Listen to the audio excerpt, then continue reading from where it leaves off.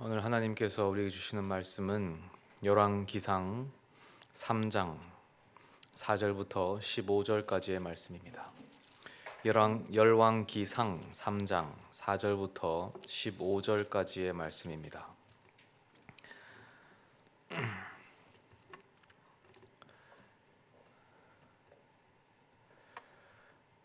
하나님의 말씀을 한 목소리로 봉독하시겠습니다. 이에 왕이 제사하러 기브온으로 가니 거기는 산당이 큼이라. 솔로몬이 그 제단에 1,000번제를 드렸더니 기브온에서 밤에 여호와께서 꿈에 나타나시니라. 하나님이 이르시되 내가 내게 무엇을 줄고 너는 구하라. 솔로몬이 이르되 주의 종 내 아버지 다윗이 성실과 공의와 정직한 마음으로 주와 함께 주 앞에서 행함으로 주께서 그에게 큰 은혜를 베푸셨고 주께서 또 그를 위하여 이 큰 은혜를 항상 주사 오늘과 같이 그의 자리에 앉을 아들을 그에게 주셨나이다. 나의 하나님 여호와여, 주께서 종으로 종의 아버지 다윗을 대신하여 왕이 되게 하셨사오나 종은 작은 아이라 출입할 줄을 알지 못하고 주께서 택하신 백성 가운데 있나이다. 그들은 큰 백성이라 수요가 많아서 셀 수도 없고 기록할 수도 없사오니 누가 주의 이 많은 백성을 재판할 수 있사오리이까. 듣는 마음을 종에게 주사 주의 백성을 재판하여 선악을 분별하게 하옵소서. 솔로몬이 이것을 구하매 그 말씀이 주의 마음에 든지라. 이에 하나님이 그에게 이르시되 내가 이것을 구하도다. 자기를 위하여 장수하기를 구하지 아니하며 부도 구하지 아니하며 자기 원수의 생명을 멸하기도 구하지 아니하고 오직 송사를 듣고 분별하는 지혜를 구하였으니 내가 내 말대로 하여 내게 지혜롭고 총명한 마음을 주노니 내 앞에도 너와 같은 자가 없었거니와 내 뒤에도 너와 같은 자가 일어남이 없으리라. 내가 또 내가 구하지 아니한 부귀와 영광도 내게 주노니 내 평생의 왕들 중에 너와 같은 자가 없을 것이라. 내가 만일 내 아버지 다윗이 행함 같이 내 길로 행하며 내 법도와 명령을 지키면 내가 또 내 날을 길게 하리라. 솔로몬이 깨어보니 꿈이더라. 이에 예루살렘에 이르러 여호와의 언약궤 앞에 서서 번제와 감사의 제물을 드리고 모든 신하들을 위하여 잔치하였더라.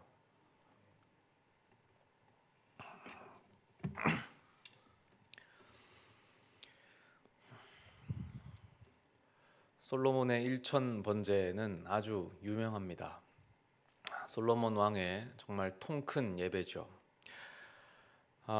그는 이 1,000번제를 통해서 그의 시그니처와도 같은 그 지혜를 하나님으로부터 선물로 받습니다. 지혜뿐만 아니라 그의 그 엄청났던 부귀와 영광, 영화 모두 받게 됩니다. 저는 어릴 때나 지금이나 이 솔로몬의 이 구절을 읽어보면 항상 떠오르는 이야기가 있는데 그 우리나라의 전래동화 그 나무꾼 이야기가 항상 떠오릅니다. 금도끼 은도끼 이야기 있지 않습니까? 나무꾼이 나무 하러 갔다가 실수로 이제 나무를 연못에 빠뜨리죠. 그래서 이제 낙심하고 있는데 산신령이 펑 하고 나타납니다. 그래서 이 금도끼가 네 도끼냐? 아닙니다. 이 은도끼가 네 도끼냐? 아닙니다. 정말 솔직하고 착실한 청년이구나. 내가 이 모든 것을 너에게 주겠다 하는 이야기입니다. 이 하나님의 모습이 얼핏 봤을 때 산신령과 참 비슷하다라는 생각이 듭니다. 11절 이후에 하나님의 응답을 보면 네가 장수하기도 구하지 않고 부도 구하지 않고 복수하는 것도 구하지 않고 오직 지혜를 구하였으니까 내가 이 모든 것을 너에게 주겠다. 단지 이 두 이야기에서 다른 점이 있다면 나무꾼은 나무를 하다가 실수로 나무를 빠뜨려서 이 사건들이 우연히 일어난 반면에 이 솔로몬의 경우에는 아주 의도적으로 1,000번제라는 대단한 사건을 이제 성실히 예배한 끝에 일어난 사건이죠. 이것이 큰 차이입니다. 1,000번제라는 것은 동물 1,000마리를 잡아서 드렸던 예배입니다. 만만치 않은 이야기죠.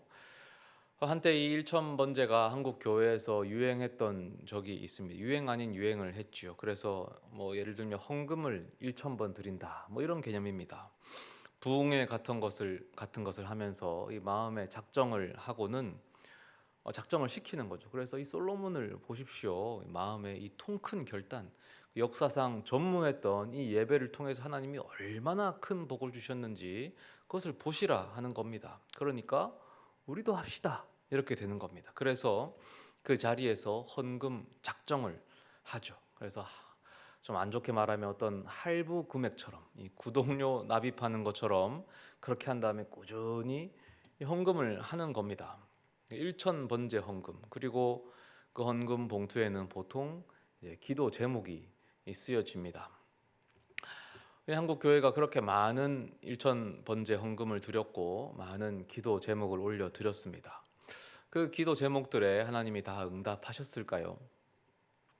저는 오늘 여기에 대해서 생각해 봤으면 좋겠습니다. 이 기도들은, 헌금들은 다 옳은 것이었을까? 하나님이 기뻐하셨을까? 만약 그 기도들이 응답되었다면 이 방법들은 옳았다라고 할 수 있을까? 저는 그 기도 제목들이, 이 간절한 기도 제목들에 하나님께서 꼭 응답하셨기를 진심으로 바랍니다. 왜냐하면 저는 성도님들의 그 기도 제목들이 얼마나 간절한 마음으로 기도하시는지 잘 알기 때문입니다. 가슴 아픈 사연들, 또 절절한 이야기들이 다 그 속에 숨어 녹아 들어가 있을 것입니다. 병중에 계신 분들, 또 큰 빚에 허덕이시는 분들, 또 말할 수 없는 많은 아픈 이야기들이 있으시겠죠. 그 이야기들을 하나님께서 꼭 들어주시고 해결해 주셨기를 바랍니다. 그러나 그 기도 제목이 이루어졌다고 해서 그 방법도 무조건 옳다라고 하기는 또 쉽지 않습니다. 예를 들어 자식이 부모에게 단식 투쟁을 하고 반항을 하고 떼를 쓰면서 자기가 원하는 것을 달라고 할 수 있습니다. 그럴 때 부모는 자식에게 질 수 있죠. 그렇다고 해서 그런 반항이나 단식 투쟁이 무조건 옳다라고 하기는 또 어려울 것입니다. 그래서 오늘 그 질문을 해보는 것입니다. 이 일천번제 기도라는 것, 또 근원적으로 솔로몬이 드렸던 이 일천번제라는 것이 과연 올바른 예배였을까? 하나님이 기뻐하셨을까? 여기에 대해서 나누어 보려고 합니다. 아마 우리 성도님들께서는 여기에 대해서 제 생각에는 좀 부정적인 시각을 갖고 계실 거라고 저는 생각합니다. 한번 상상을 해봤습니다. 요즘에 우리가 외부에서 많은 훌륭한 목사님들을 모셔서 종종 말씀을 듣는데, 그런데 어떤 목사님이 오셔서 열정적으로 아주 은혜로운 말씀을 전하시고는 우리도 솔로몬의 일천번제를 드립시다 라고 제안하시는 거죠. 그래서 여러분도 1,000번의 헌금을 하십시오. 그러면 부귀영화가 따라오고 기도 제목이 응답 받을 겁니다 라고 한다면 상당히 곤란할 것입니다. 아마 우리 성도님들은 격렬히 거부 반응이 들겠지요. 왜 그렇겠습니까? 이것이 너무 기복신앙적이라고 여겨지기 때문입니다. 그렇죠. 이 솔로몬의 1,000번제가 가진 최대의 약점은 이것이 기복적이라는 점입니다. 솔로몬이 하나님께 역사상 전무후무한 예배를 드리고 열정을 드리고 정성을 드렸더니 하나님께서 거기에 감동하셔서 더 많은 은혜, 더 큰 은혜를 내려주셨다. 이 도식 자체가 너무나 기복적입니다. 하나님께 헌금을 바쳐라. 그러면 하나님이 큰 은혜를 주신다. 더 큰 물질로 응답하신다. 이 기브 앤 테이크지 않습니까? 하나님의 은혜란 무엇입니까? 하나님이 우리에게 먼저 베풀어 주시기의 은혜입니다. 하나님이 먼저 주시고 또 자격 없는 자에게, 받을 자격이 없는 자에게 주시기 때문에 우리가 그것을 은혜라고 합니다. 이 은혜가 성경 곳곳에 나타나는데요. 대표적인 사례가 구약에서는 출애굽이고 신약에서는 십자가 사건입니다. 출애굽 사건을 보십시오. 이것은 하나님이 먼저 베풀어 주신 사건입니다. 하나님이 일방적으로 베푸셨어요. 이스라엘 백성들이 요청했던 것도 아니고 심지어 그들은 하나님을 잘 알지도 못했고 그저 고통 가운데 소리치고 있을 때 그 신음을 하나님이 들으시고 먼저 다가와 구원을 베푸셨습니다. 게다가 그때 이스라엘 백성들이 정체성이 무엇이었냐면 노예였습니다. 이집트의 가장 밑바닥에서 학대받고 부림받는 노예들, 구원과 신원을 받을 만한 아무런 자격도 가치도 없는 백성들이었습니다. 하나님이 그런 자격 없는 자들을 선택하셔서 하나님의 백성으로 삼아 주셨죠. 왕 같은 제사장 나라로 삼아 주셨지 않습니까? 그래서 이 출애굽 사건은 구약에서 가장 대표적인 은혜 사건입니다.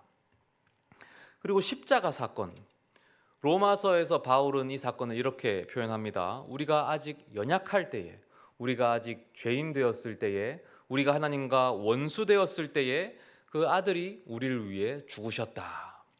그리스도가 우리를 위해서 먼저 손 내미신 사건이죠. 우리가 어떤 존재였습니까? 연약하고 죄인이고 심지어 하나님과 원수였습니다. 자격 없는 자들. 그래서 이 십자가 사건 역시 대표적인 은혜 사건입니다. 우리가 성경을 통틀어서 가장 중요한 역사적 사건이 뭐냐라고 하면 구약에서는 출애굽 사건이고 신약에서는 이 십자가 사건을 꼽습니다. 그 이유가 있는데 이 두 가지 사건이야말로 이 은혜가 무엇인가를 선명하게 보여주기 때문입니다. 기독교는 은혜의 종교입니다. 우리는 은혜를 누리는 자들이죠. 그런데 솔로몬의 이 일천번제는 이 은혜의 법칙에 넣어봤을 때 합당하지가 않습니다. 오히려 거꾸로지요. 왜냐하면 하나님이 먼저 주시는 게 아니라 솔로몬이 먼저 일천번제를 드리지요. 게다가 1,000마리의 이 번제라는 이 엄청난 양의 제사를 통해서 솔로몬이 그 자격을 스스로 획득해냅니다. 그래서 이 솔로몬이 1,000번제의 결과로 받아낸 이 복들은 스스로 획득한 것이지 은혜라고 부를 수가 없습니다. 그런데 그럼에도 불구하고 이 솔로몬의 1,000번제를 우리가 무시할 수 없는 이유는 바로 본문 10절인데요. 이렇게 되어 있습니다. 솔로몬이 이것을 구하매 그 말씀이 주의 마음에 든지라. 제가 처음에 질문하기를 하나님께서 이것을 과연 마음에 들어 하셨을까라고 했는데 마음에 들어 하셨답니다.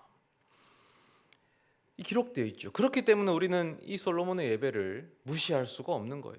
기복신앙이라고 치부해버릴 수가 없는 것입니다. 그래서 이 일천번제를 주의 깊게 들여다봐야 합니다. 하나님은 왜 이 일천번제를 마음에 들어 하셨을까요? 만약에 하나님께서 솔로몬의 이 물량 공세에 마음이 녹으신 것이라면 이 문제는 심각해집니다. 그렇다면 하나님의 신실성 자체가 의심받게 되거든요. 하나님은 재산 많고 권력 많고 힘 있고 이런 사람들에게 더 많은 걸 주시는 분이 되시고 말지요. 그렇다면 오늘날에도 사실 일천번제에 준하는 예배는 얼마든지 드릴 수 있습니다. 아주 비싼 예배당에서 더 많은 헌금과 아주 두꺼운 헌금 봉투를 얼마든지 드릴 수 있죠. 그렇게 해서 하나님이 더 많은 복을 주신다면 그렇게 할 수 있습니다. 할 수 있는 사람들이 있겠죠. 그런데 그런 하나님 우리가 믿을 수 있겠습니까? 그리고 더 큰 문제는 사실은 하나님이 그런 분이 아니라는 것을 우리가 경험으로 잘 알고 있습니다. 하나님은 복채를 받으시는 분이 아니지 않습니까? 더 두꺼운 헌금 봉투를 드린다고 기뻐하시는 분이 아니잖아요. 하나님은 어떤 분이십니까? 중심을 보시는 분이시지 않습니까? 바로 그것입니다. 하나님은 중심을 보시는 분. 하나님께서 솔로몬의 일천번제를 기뻐 받으신 이유도 그것입니다. 중심을 보셨기 때문에. 하나님에게는 사실 소가 1,000마리든 한 마리든 그게 비둘기 한 마리든 아무 차이가 없고 상관이 없는 거예요. 언제나 중심을 보시고 응답의 원리가 동일하세요. 그 중심이 진실한가? 하나님 앞에 엎드렸는가? 주님, 저에게는 방법이 없어서 주님에게만 의지합니다. 그 주님께 간절히 매달렸는가? 이것만 보시는 겁니다.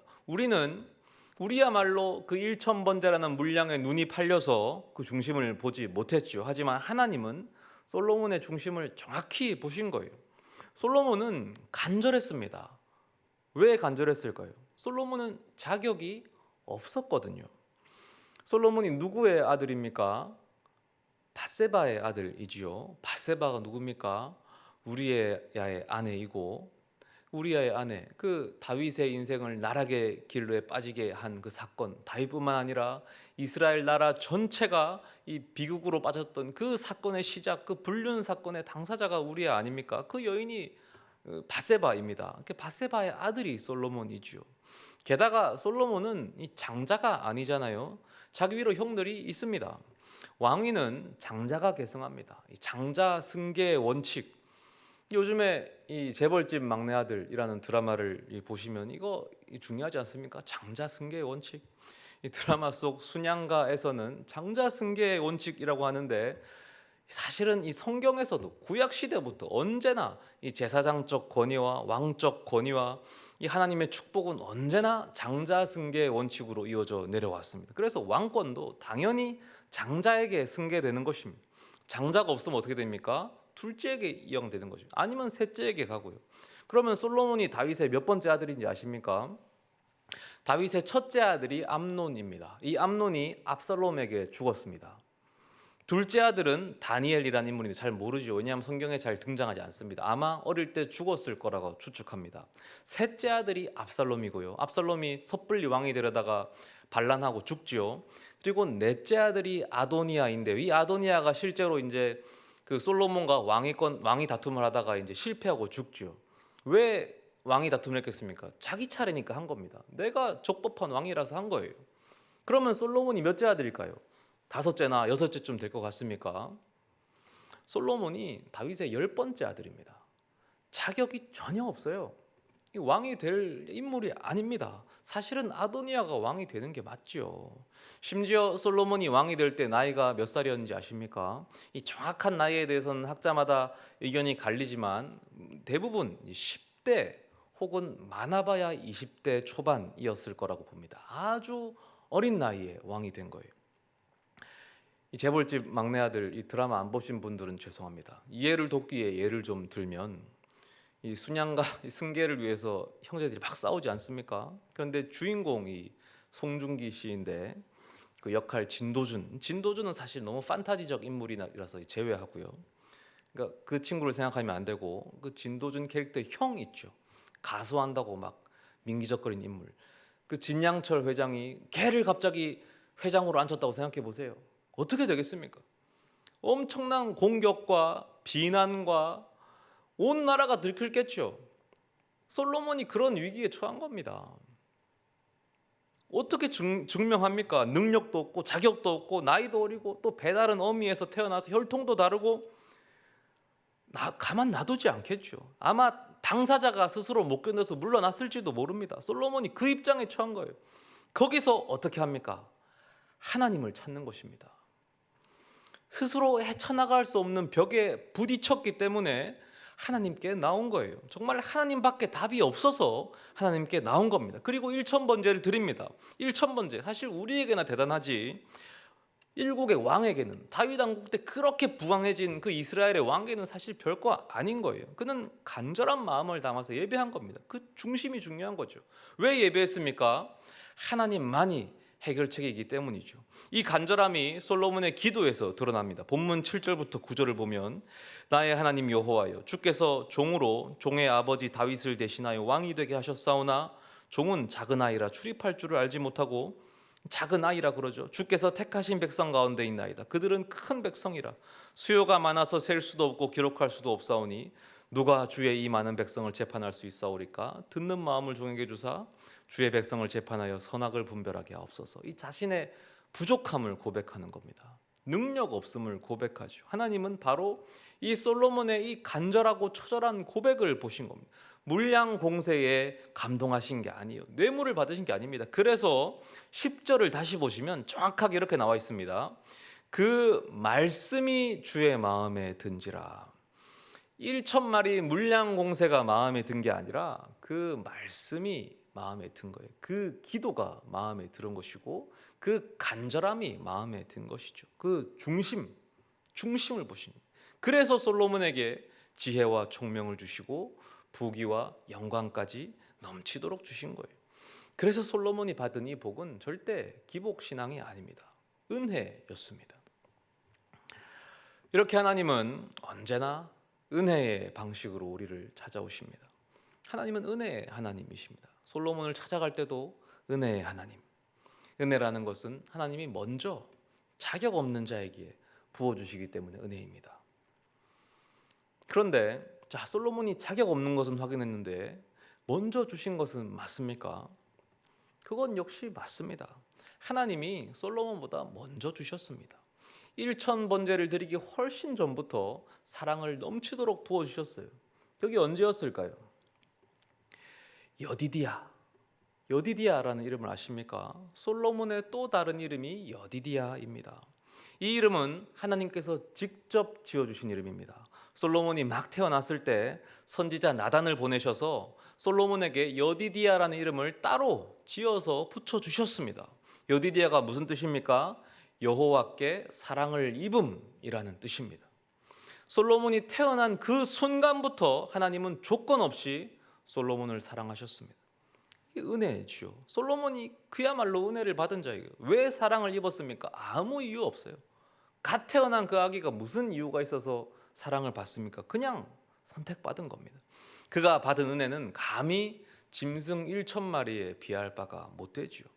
그러니 오늘 1,000번제를 다시 생각해 봅시다. 사실 솔로몬이 아주 젊고 어린 나이에 왕이 되었죠. 자기 능력으로 감당하기 힘든 자리였습니다. 그런데 가장 먼저 했던 것이 하나님을 찾는 것이었습니다. 역대 다른 왕들 나중에 보십시오. 그 자기의 위기 상황을 어떻게 극복합니까? 전부 대부분이 주위 강대국을 통해서 해결하려고 합니다. 하나님을 붙잡으려고 하지 않습니다. 언제나 선지자들이 나와서 경고하고 가르치는 것이 하나님 붙잡으라라고 하지만 그 말을 항상 무시했어요. 그런데 솔로몬은 딱 알아요. 말 안 해도 알지요. 야, 내가 이 자리가 나에게 버겁구나. 내 능력 바뀌구나. 어떻게 해야 되지? 하나님께 나아가야 되는구나. 이미 알고 있습니다. 어떻게 그걸 알겠어요? 어려서부터 하나님의 은혜 안에서 자라났기 때문에 아는 것이죠. 여디디야 하지 않습니까? 그래서 하나님께 엎드릴 생각을 하는 거예요. 제가 처음 설교를 시작하면서 이 1,000번째 신앙을 하나님께서 기뻐하실까라고 질문을 던졌습니다.